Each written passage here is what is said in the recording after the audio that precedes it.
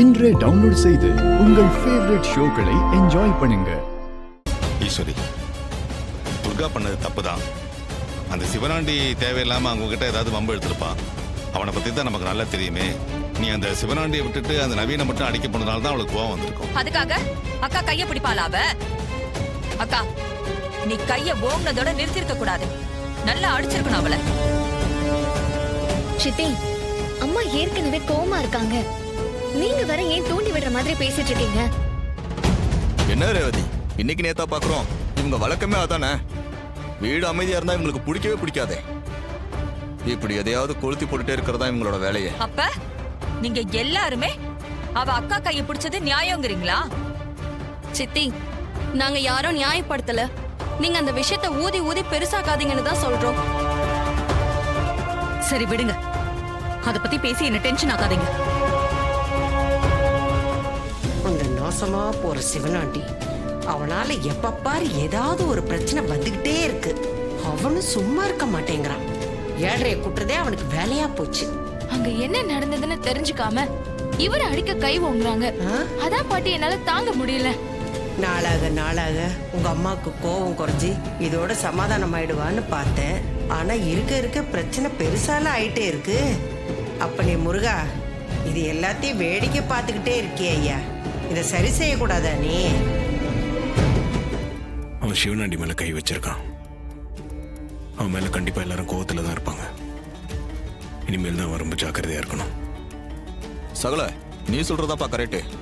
அவங்க எதுக்கும் துணிஞ்சவங்க. நாம தான் ஜாக்கிரதையா இருக்கணும். அவங்க ரெண்டு பேருமே இனிமேல் கவனமா இருக்கணும். வெளியே எங்க போவானு சொல்லணும்.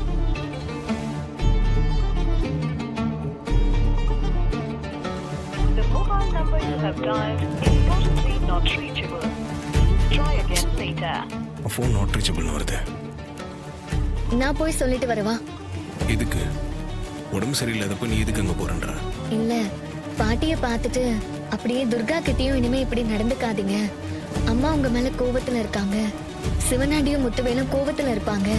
கவனமா இருங்கன்னு சொல்லிட்டு வரேன். உங்களை இந்த நிலைமைக்கு ஆளாக்குன அவனை சும்மா விடக்கூடாதுங்க. இந்த பிரச்சனையை ஊதி பெருசாக்கி அக்காவுக்கும் அவனுக்கும் இடையில பிரச்சனையை உருவாக்கணும். இந்த மாதிரி மறுபடியே எனக்கு ஒன்றும் புரியல. சண்டை நடந்தது என் மவனுக்கும் அந்த நவீன் பயலுக்கும். இதுல சாமுண்டீஸ்வரிக்கும் அவனுக்கு இடையில எப்படி பிரச்சனையை உண்டு பண்றது? மாமா, ஹோட்டல் முன்னாடி சண்டை நடந்தப்ப அவன் என் அக்காவை அத்தைன்னு கூப்பிட்டப்ப அவனை திட்டி, நான் உனக்கு அத்தையும் இல்ல, நீ எனக்கு மருமகனும் இல்லன்னு சொன்னால. அதோட அவனை அடிக்க என் அக்கா காரி கை வாங்கினப்ப அந்த துர்கா கைய பிடிச்சு தடுத்து நியாயம் கேட்டால. ஆமா, இந்த விஷயத்தை தான் ஊதி பெருசாக்கி நாம அவங்களுக்குள்ள பிரச்சனையை உருவாக்கணும். சந்திரா, நீ சொல்றது நல்ல ஐடியாவா இருக்கு. என்ன பண்ணணும்னு சொல்லு.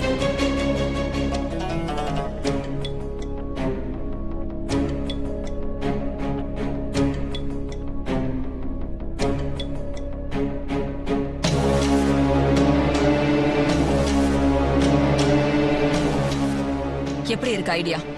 மருமகளே, இது சூப்பர் ஐடியா. அம்மாவையும் பொண்ணையும் மோத விட்டு நம்ம வேடிக்கை பார்க்கலாம். ஆமா, நாம துர்காவை தூண்டி விட்டுதான் என் அக்கா காரிக்கு பிரச்சனையை கொடுக்கணும். அவளை பழிவாங்க துர்கா தான் சரியான ஆளு. அவளும் என் அக்கா காரி மாதிரியே சின்ன சின்ன விஷயத்துக்குலாம் கோவப்படுவா. அவங்களுக்குள்ள பிரச்சனையை உண்டு பண்ணோம்னா ரெண்டு பேரும் எந்த எல்லைக்கு வேணாலும் போவாங்க. சரி, நான் சொன்ன விஷயத்த உடனே பண்ணிடுங்க. சரி சந்திரா, நாங்க உடனே இதை பண்றோம். சரிங்க, நான் கிளம்புறேன். வரேன் மாமா. சரிம்மா. இங்க எதுக்கு வந்த? உன்னை யாரு இங்க வர சொன்னாங்க? அத்தை, நீங்க தான் வர சொன்னதா ஒருத்தர் வந்து சொன்னாரு. என்ன உளர்ற? நான் எதுக்கு உன்னை வர சொல்லுவேன்? உன் முகத்திலேயே முடிக்க கூடாதுன்னு தான் நினைக்கிறேன். நான் எதுக்கு உன்னை வர சொல்ல போறேன்? அத்தை, ப்ராமிஸா நீங்க தான் வர சொன்னீங்கன்னு ஒருத்தர் வந்து பாட்டி வீட்டுல வந்து சொல்லிட்டு போனாரு. இல்லனா நான் ஏன் வர போறேன்? டேய், நடிக்காதடா. என்கிட்டயே பணக்காரங்கிறத மறைச்சு கிளெவரா நடிச்சு வந்தான நீ. இப்போவும் நான் கூப்பிட்டதா நடிக்கிறியா? இப்படி அதையும் இதையும் சொல்லி உன் பொண்டாட்டியும் கூட்டிட்டு வந்து எங்களோட ஒட்டிக்கலான்னு பாக்குறியா? அது நடக்காது. அத்தை, இல்ல அத்தை, நான் சொல்றது கொஞ்சம். டேய், என்ன அத்தைன்னு கூப்பிடாதேன்னு உனக்கு எத்தனை தடவை சொல்லிட்டேன். திரும்ப திரும்ப அத்தைனே கூப்பிடுற. இன்னொரு தடவை என்ன கூப்பிட்டேன் அந்த மாதிரி என் துப்பாக்கியாலேயே உன்னை சுட்டு கொன்னுடுவேன். வெளியே போடா. போடா. சுண்டக்கா பைய நீ நீ என் மேல கைய வச்சா நான் உன்னை சும்மா விட்டுருவனா? சாமுண்டீஸ்வரி உன்னை கொண்டு இப்ப மிரட்டிருக்கால, அத நிறைய பேர் அங்க இருக்கிறவங்க பாத்திருக்காங்க. இந்த நேரத்துல உனக்கு ஏதாவது ஆச்சுன்னு வச்சுக்கோ, அந்த பழியெல்லாம் யார் மேல விழும்? வேற யார் மேல? இவன் மாமியா சாமுண்டீஸ்வரி மேலதான் விழும். அதனால இப்ப இங்கேயே உன் கதைய முடிச்சிட்டு பழிய தூக்கி சாமுண்டீஸ்வரி மேல போடலான்னு இருக்கும். உனக்கு ஒண்ணுன்னா உன் பொண்டாட்டி துர்கா சும்மா இருப்பாளா? பெத்த அம்மாவா இருந்தாலும் சாமுண்டீஸ்வரத்துக்கு உள்ள வச்சிட மாட்டா? தம்பி, ஒரே கல்லுல ரெண்டு மாங்கா. உன்னை பழி வாங்கின மாதிரி ஆச்சு, ஆத்தா மகளுக்குள்ள பகைய மூட்டி விட்ட மாதிரி ஆச்சு. எப்படி எங்க ஐடியா? ஏய், போ. ஏய், ஏய், எடா பொண்ணு, எடா ஒண்ணு. மனு வா.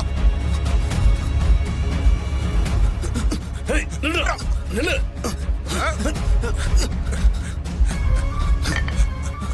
உன்னை சாவுடா.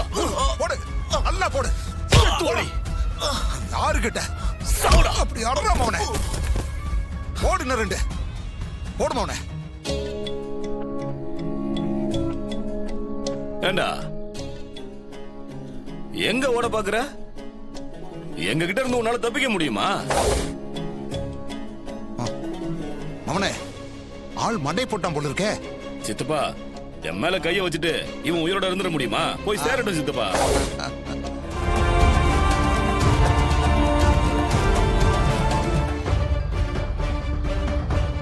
ஏன் சந்திரா, எதுக்கு அவன் ஒரு செருப்பும் செல்போனும்? எல்லா காரணத்தோட தாங்க. வாங்க சொல்றேன்.